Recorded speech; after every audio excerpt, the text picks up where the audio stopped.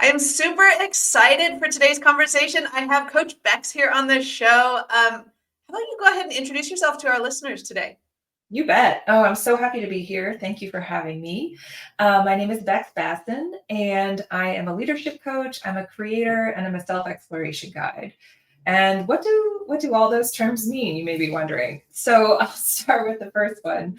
I'm a leadership coach, and I began my coaching journey about 5 or 6 years ago. And prior to that, I worked in the world of philanthropy, higher ed development, and nonprofit development.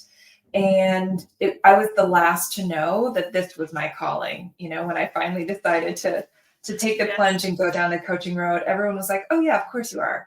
So I think it's just a testament to how much I love self-exploration and how I've always been kind of immersed in that world and talking about it to everyone I've known, regardless of my career. And so, what I do now with my coaching clients is I work with mostly mid career folks who have reached kind of a crossroads and something's not working. What got them to where they are, which was likely, overworking, relying on external validation, kind of not listening to themselves because that's what we've all been taught. To help them kind of find their own sense of leadership, like what does leadership mean to each of them? That's my belief, is that we are all our own leaders and we give it away to someone else, or we fit ourselves into a box of, these 5 qualities, and that's just not the case. So working with people in that regard, I'm a creator. I've always been a creative person, and I finally have kind of merged my 2 passions, which are creativity and self-exploration. And so I make products and resources and tools for my clients, and that I'm also working to kind of bring out into the world more largely. I love that. Okay, so you have a tool, you have a game. I just want real quick, the game, because that's how I found you, is through the game. So share a little bit about that. You bet. So the game I've created is called The Unicorn's Guide to Creating a Life You Love. It's a long title, but it is just perfectly fit. And you can sort of see part of it behind me. This is the original version. There's a much prettier version now, but it's set up as a labyrinth. And so you pick a unicorn player and you walk your player through rolling a die and picking cards, and engage with yourself and learn about yourself. And the beauty of self-exploration is that it's basically a journey back to you. Listening to your wisdom, hearing your true desires. I don't know about you, but I hear people all the time say, "Well, I don't actually know what I want." And how could we? Because there's so much noise, and we live up here in our mind, and that's not where our desires live. So this game helps you kind of bypass that thinking critical mind and get to the good stuff. Recognizing where we limit permission for ourselves, and something I didn't anticipate is that it really supports relationships. So this could be playing with a partner, playing with your family, playing with friends, playing with colleagues.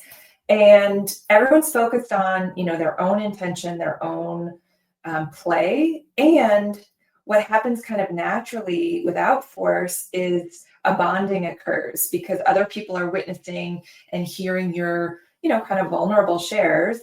Or as vulnerable as you would like. It doesn't have to go too deep. And it's done in a very playful way. So you don't have to go to therapy with your colleagues. You can just experience, this kind of closeness as you play, which is wonderful.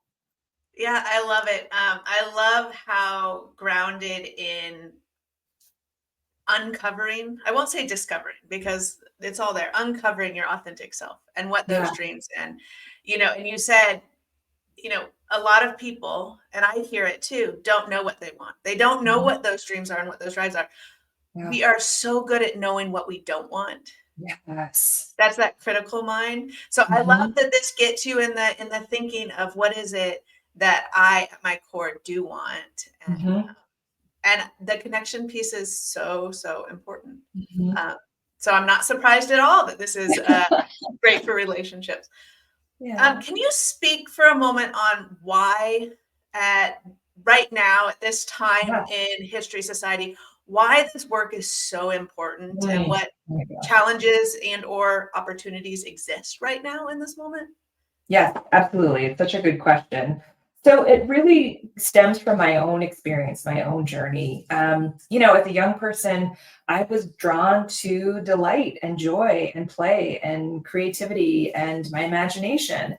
And the path to success, I'm putting that in quotes, was to, kind of move a lot of that stuff to the side or get rid of it, even, shove it down, not access it. The way that I found success in my early career was to blend in, to sound really smart, to say the things that other people wanted to hear, and to focus on achievement. And I got very good at that, but it did not satisfy me in the way that this work does. And what I've learned throughout all of my work is that a lot of us are struggling with that. We've kind of done what we've had to do to survive. Absolutely. We've all encountered traumas throughout our lives. And instead of feeling safe and free to kind of be our brilliant selves, what you said before about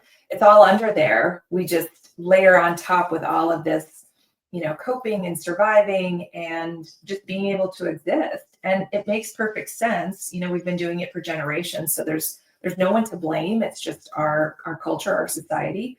And so what I truly believe is that if we can uncover some of that stuff, get to our brilliant essence, as I put it, because each of us has a unique essence and we need it. We need yours, we need mine, we need everyone's. Our world is better if our true essence comes out. And the way my critical mind works is it tells me what all the naysayers are thinking or saying. And so in response to the naysayer comment of, well, wait a minute, if we all, kind of become our true selves, then aren't we going to be like misbehaving and not being considerate and not caring for others? And what I'll say is at the core of us, we are love. So no, but there's a lot of hurt and pain and suffering that we're all kind of holding on to. And so some of that needs to be healed. Some of that needs to be, um, excuse me, dealt with in a sense. Excuse me. And the way that we do that is by allowing and accepting emotions. In a sense, it's like emotional education is something that we missed. We didn't learn how to be with our emotions and realize they're messages from our body, just giving us information that we can recognize, feel, and then let go. We don't have to hang on to it. And so some of that is part of this, and that's something that the game absolutely helps with. That's something that I work with my clients on all the time, and I have some other tools for that as well. But that was a lot. Did that answer your No, question? that was, I think, said very beautifully. I I love that we all have our brilliance. I speak to it as light. I love that you also, Mm, we are love at our core. mhm, Um, and we just, again, we have to get back to that. And that mhm, means unpacking a lot of the pain, a lot of the suffering, the hurt, but also a lot of the labels and expectations mhm. and cultural stuff that is handed to us and not necessarily ever processed by us. Yeah. And one of, in my framework, the 8 pillars of happiness, we spoke Mhm, to authenticity, but another one mhm. that we have to practice as a skill for happiness is feeling, Yes. is tapping into that and understanding exactly as you said, they are Mhm, messages. mhm. Like Exactly. it is a message that we need to listen to. We need to learn to listen to and go, Mhm, okay, what am I going to do with this message? mhm. Um, Exactly. Okay. You're right. It's not, I think it's more integrated in the schools now in some Mhm, schools. I mhm, know my kids have social emotional learning and all of that. mhm. But I do think there was a whole generation that, right. And your story was very similar to mine in the career path and the achievements and all of that. And I think a lot of where we are today is kind of stopping and going, what happened? Mm-hmm. And how do we get back to who we are? Mm-hmm. How do we get back to that brilliance? Well said. Okay, Exactly. I love it. Mm. Okay, let's go to the future. I love Oh, going to the future. I love time travel. I really wish we could time travel because sometimes I just want to see it. well, you can in your imagination. That's I'll right. just say That's that. right. I spend a lot of time there. So this is again another pillar of happiness, optimism. We're gonna go into the future with optimism, and I want you to share what our future could look like if we all Mhm. leaned into this, if we all lived with that inner brilliance Mhm. and shared it. Absolutely. I love this question so much.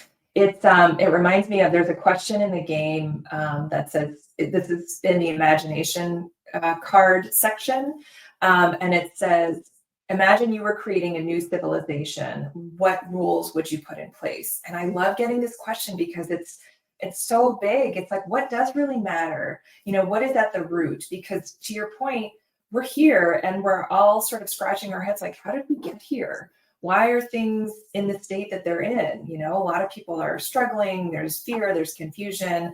And one of my beliefs is that it's because we're putting our expectation, our our authority outside of ourselves. We're looking to leaders, to teachers, to bosses, to whomever, and that's been part of our education. Throughout our whole lives, not just in schools, but I learned very young not to trust myself. You go to the adult, you go to the teacher, and that's hard to reconcile at whatever point where I was like, well, wait a minute, why am I seeking this from somebody else? So my future vision is that we recognize our wisdom inside of ourselves and we listen to that. And that doesn't mean we ignore other people or we don't care about other people or we don't interact with other people. We get a lot of great stuff from the people around us in our community. That's very important. Um, but trusting ourselves, loving ourselves, listening to ourselves, where the desire is, where the wisdom is, that is what I see as the healthy, caring, loving society that I want to be a part of.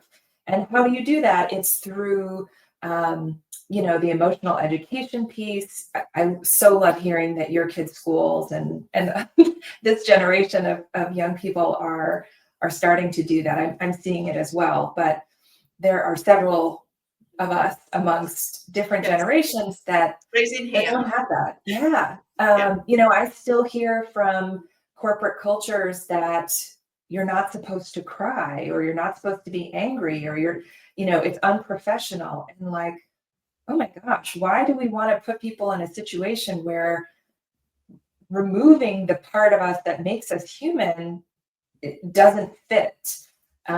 So the future vision that I have is that we are dynamic whole humans with feelings, with wisdom, with logic, very important part of us, and with intuition. um, Something that I hear people talk about a lot is, oh, I'm terrible at making decisions, or I don't know how to make decisions. And it's because we're using our mind, and that's not the mind's job.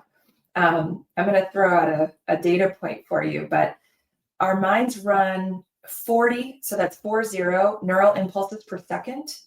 And our body, you're going to love this, it's 40 million impulses per second. And so our minds just literally don't have the bandwidth to do what we ask of them, like making decisions. Yeah. Decisions come from a different part of us. Maybe it's our heart, maybe it's our gut, maybe it's our intuition, emotions.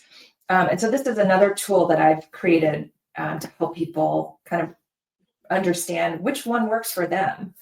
And it's a little bit of a learning. How does your body communicate to you? We've suppressed it for so long that it's not a quick fix. And our mind's always going to have an answer. Um, just like a pros and cons list never ends. It's because both sides are coming from your mind. So sometimes I think of it as like, letting it emerge, like it's underwater and it's down there and I just have to let it emerge. And sometimes that, like if you're thinking of this metaphor in the water, you have to let it still before something will rise to the surface. Yeah, that's another thing maybe we're not so good at Mm. on a societal level, is the Yeah. stillness piece of it, which is so important, because I love how you're framing this around, we have not learned to trust ourselves. Yeah. I think that is such an easy way to understand kind of where we are right now. We don't know how to trust ourselves. And I think the lovely layer you add on to that is, when we try and trust ourselves, we're really only trying to tap into and trust our mind, Mhm. because that is held to such high regards in our culture and in our society, when trusting ourselves is a full body Mm. experience, Mm. right? It's so funny. As I said that, like, I have goosebumps. Yes, me too. I just felt it in my entire body. But Mhm. I spend a lot of, I have younger kids, and we spend a lot of time just trying to get them to even listen to their body in terms of food Mhm. and hunger signals, Mhm. right? Brilliant. Because it is such a, I mean, I still work on that. It is such a, Yeah. we live such an out of body experience. We live so much in our heads, and we demand so much from a Yeah. muscle that isn't, its job isn't to do everything we demand of it to do. Right. And I love that you mentioned even the gut. I was just listening to something, and we tend to think it's a dichotomy of heart and mind, Mm. but Mhm. more and more research is showing that it's a triangle, because the gut does so much of the work for us, but we don't know how Mhm. to trust it or listen to it or hear it or any of those things. So Absolutely. I love framing this around learning to trust yourself, because I think, Mm. one, it lightens it, like it's a big thing, but it's Mhm. one thing instead of a list of 40 things we have to fix, right? Oh my gosh. If I can focus on, how do I learn to trust that inner brilliance? Mhm. Mhm. Like, that seems more doable. Absolutely. And, for all the listeners who are worrying about a million things that haven't happened yet, into the future, um, one thing that I work with clients on all the time is trust doesn't mean that you like jump off a building and trust that you're going to land safely. That's not what we're Right, talking about right. here. That's Um, it's trusting that your future self will know what to do when the time comes, just like you are learning to do in this moment.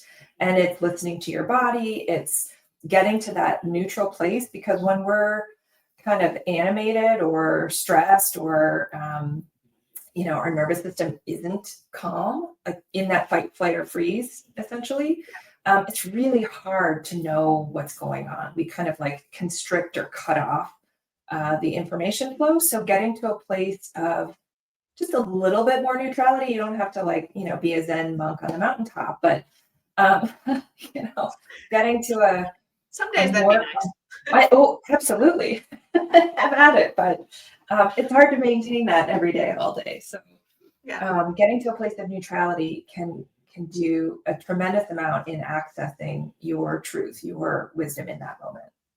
Yeah, I love how you said it a second ago, because again, it speaks to one of the skills we have is confidence. And Mm. trust, Mhm. to me, is, or confidence is trusting in your ability to figure it out. Mhm. It's not trusting that you have all the answers. It's not Mhm. trusting that you know how to make it happen. It's Mhm. trusting and believing that you can figure it out. Mhm. Totally. And that's the, I hated trust falls when I was a kid. Oh my Not that I wasn't trusting, but just the whole act of it. I was like, Mhm. I Mhm. love that you said that's not actually, jumping off and expecting to not, collapse at the Mhm. bottom. That's not trust. Right. Um, Trust is understanding that and believing that you can figure it out, Mm. whatever it Mm. is. Well said. Yeah.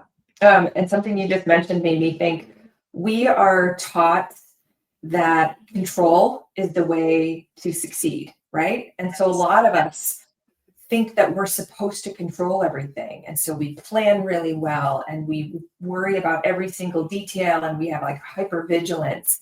But really it's we're attempting to control a situation, and trust is a beautiful antidote to that. Kind of, and it doesn't have to be a binary, like either I'm in total control or it's chaos. It's a path. You can like take steps along it towards trust, because trust feels a lot better in your body and in your system than attempting to control. And I keep saying attempting because it's not actually real. It's an illusion. We Right. don't have control. Right. Just Well, try we for it. only have control over ourselves and our Yes, actions and our exactly. thoughts and our responses. And so we can't control the external stuff that we always want to control. And so I do think trust is this lovely little layer to that, Mm-hmm. where we can control us. And then we Mm-hmm. also have to extend trust to other people, to the situation, to us being able to respond in a future Mm-hmm. moment. That's like, to me, that's, as you say that, that's the external response of Mm-hmm. wanting to control, right? It's, I Yeah, can control me, but I have to trust the world around me as well and trust that I'm exactly. And trusting yourself first means you can navigate the world around you without having to give over everything you have to someone else. So if you're in a situation and you feel uncomfortable, it's like, well, wait a minute, something's not right here. Let me talk about this. Let me get some more information, instead of trusting, which I'm putting in quotes, someone else is going to have your best interest at heart. It doesn't work that way. yeah. So by trusting yourself, you can navigate whatever comes your way. And to your point, like figure it out with the resources that you have at your disposal. Yeah, I love that. Okay, Hmm. so can I ask? I'm gonna go a little off script. I do that sometimes. Uh, I love sorry. I so when in the future it. we are all trusting our own inner brilliance and Hmm. living in this manner, how does that change our relationships and community in the Yeah, future? it's a great question. So, um, everything is energy, and that's a weird thing to throw in at this moment, but it's true. Everything is True. energy. And so, when we are at a higher vibration, it feels good. It feels better. We feel good. Um, Other people feel good. The interactions feel good. And I'm not saying that we don't, fall down occasionally, or it's not, I'm not saying we're all living like in bliss. But if we're closer to that, if we're at a higher vibration, um, everything is better. And the way that we do that is take care of ourselves. And so listening to yourself, the trust, the love, what we were talking about. And I don't mean like just sitting in a bubble bath. Self care is great. But what I mean is, when they say on an airplane, put on your own oxygen mask before you help someone else, we need a lot more than oxygen Yeah. to be thriving, to be at a higher vibration. When we're in, survival mode, just trying to get through the day and support and survive, frankly, it's hard to elevate, if that makes sense. And I'm not. This is not to shame or put down anyone who's struggling. We've all been there. Trust me. And Yes. so it's more of a choice to like, what does care for myself in this moment look like? That could be anything. That could be taking a minute to just pause and take some deep breath. That could be getting a hug from someone that you trust and care about. That could be canceling plans. That even though you want to go, caring for yourself in this moment means that's not what's happening. Um, because when we care for ourselves, we have more capacity to give, to take care of others.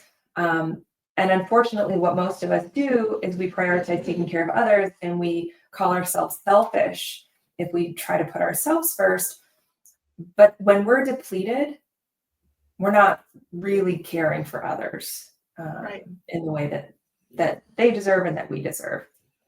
Right. No, I have a whole chapter in my new book on energy is everything. Because it's a leadership book, and that sometimes it feels like saying energy is everything in a leadership book doesn't belong, but it very much does, because energy is everything. And it was within the past couple of years, I started auditing my time and my priorities around, is this energy giving? Or is it energy draining? Is it taking my energy? Because I want to have more positive energy in me, because I know that affects everyone around me. And this isn't like toxic positivity. This is like the good emotion energy, right? Like, and so the more we can create that on the personal level, the more it expands to the worlds around us. And it lifts other people's energy. You know, you can be in a terrible mood and you run into someone who's like at that high frequency, and you can physically feel your energy start to rise because of them, right? That's the like social connection we all have. It's why it's so important. So there's always room for talking about energy. Yeah. Yes. And I love that you mentioned the toxic positivity, because you're absolutely right. That is not where I'm going at all. And what has been part of my work all the way through is we're not trying to improve ourselves. I don't actually care for the word self-improvement, because we are amazing as we are. We are those brilliant selves. It's about recovering more quickly. So it's about feeling low, having a hard day, struggling with something, and returning to what it is to care for yourself and support yourself, and coming back up. This is like resilience, but not in a force yourself through the hardest thing and still standing. It's really about caring for yourself. Yeah, no, I love it. I like to say the goal can never be and should never be to be happy 100% of the time. Right. Because you will fail. Every single one of us will fail if that is the goal. The goal is when life knocks you down, when something doesn't go your way, when you're feeling when you feel stuck, the goal is to get back to that higher baseline quicker. Right? Like that's why we do the work. Because it feels better to live up here than to live stuck and in the muck, and we're better for other people that way too. Indeed. Okay. So what is our roadmap? How do we get from today to a world where we trust ourselves and our brilliance? Absolutely. Well, the roadmap that I see is building a relationship with ourselves. And that can be done through self-exploration. There are a million resources, really good ones out there, books and courses and retreats and therapists and all the things, guides to help you along your journey. Just remembering that you are your own authority, and you're the one who knows, does this work for me or not? In this world, there are just as many people who could take not take, but like you could hand your power over to, you could treat as the guru who's got all the answers. And so keeping your own authority within you is a really important kind of foundation to move forward. But there are tons of resources out there. So it's self-exploration, it's building that loving relationship with yourself. Again, there's a lot of great tools. One that I really like is connecting with my inner child, my young self. She didn't get what she needed because none of them do. Or I shouldn't say exclusively, but most of them didn't get what they needed because they didn't know how to articulate what they needed at the time. And whoever was caring for us as young people it kind of goes generationally. Their inner children didn't necessarily get cared for in the same way. So the best way forward is to care for your own inner child, be your own parent to that little one. And what does he or she or they or, whatever your pronouns, what do they need? And how do you show them that care?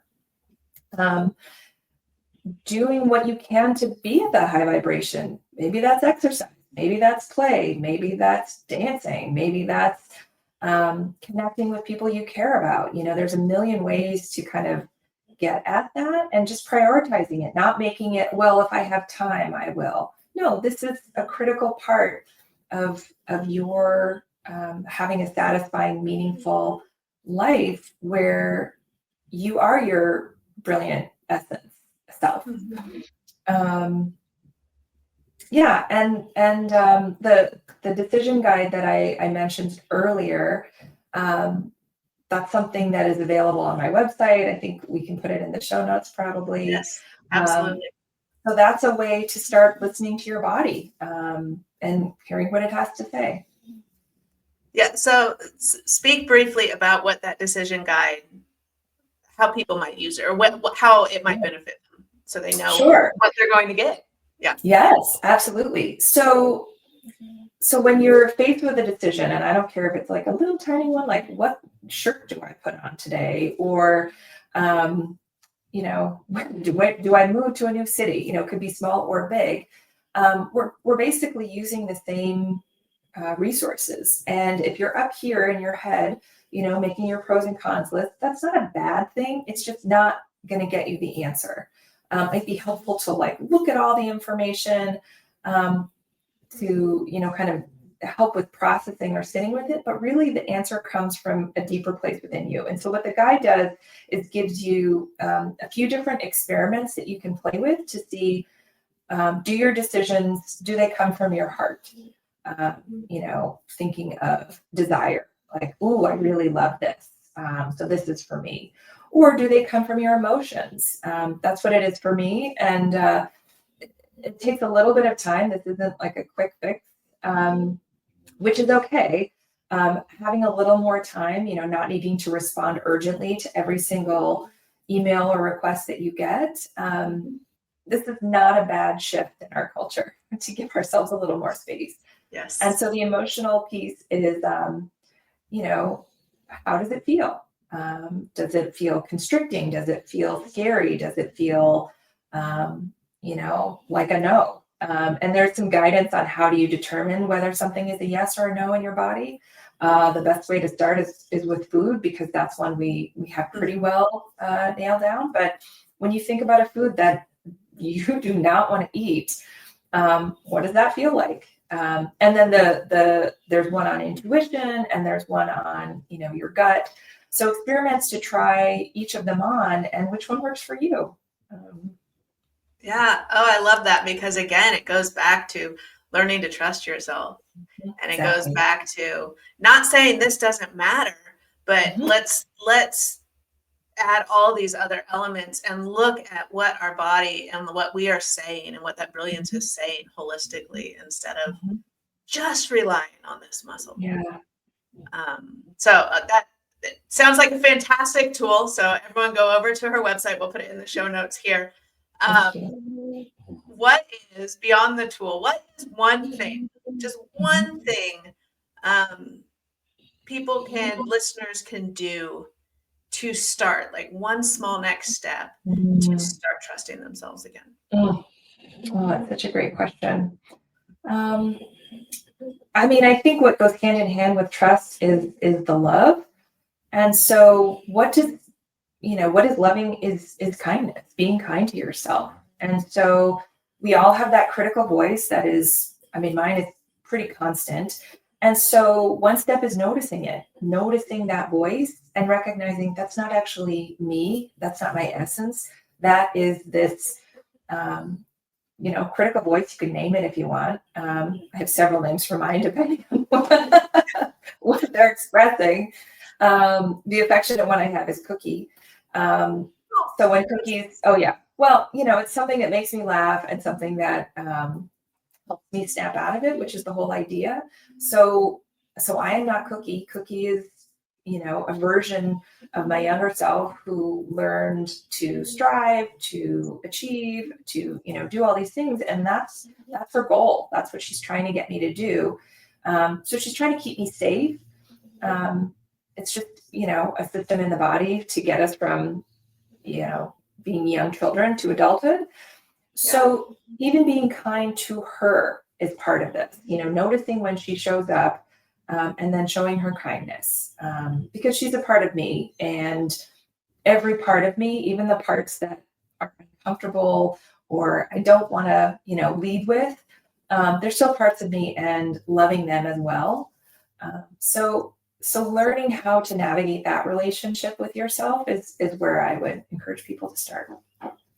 I absolutely, that's great. That is a great next step. I love it because we do have that inner critic that just is with us all the time. And focusing on that relationship, that is one we do have control over, Mhm. right? As hard as it is. That is something we it doesn't rely on someone else or external Mhm. factors or validation. That is something we have control with. So, what a great next step for our listeners Mhm. today. Thank you. Thank you so much Oh my for gosh. coming and sharing your brilliance with us. And we'll put again your website in the show notes for people to go grab that resource. Is there anything Mm. else you want to say before we jump off today?